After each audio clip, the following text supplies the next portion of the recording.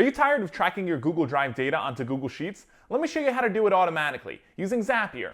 In order to get started with this workflow, I need to create a Zap. In Zapier, a Zap is a simple way to connect different apps and make them work together automatically. I can create my Zap by typing in Google Drive to Google Sheets on the main page.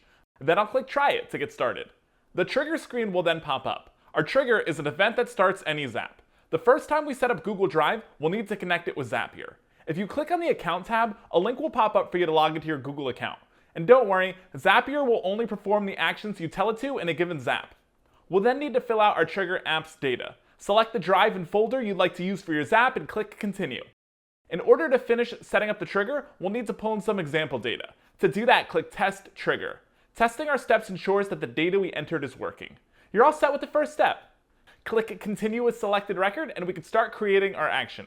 In Zapier, an action is the task that happens automatically after our trigger is set off. Your event should already be chosen, so log into your Google account once more and then click Continue again.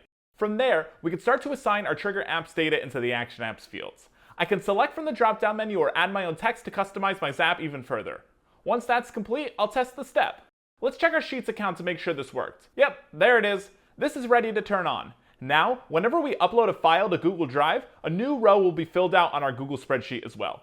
I hope this was a helpful demo. And if Google Drive and Google Sheets aren't your thing, Zapier helps anyone connect apps and automate work. No coding required. You can sign up and start for free.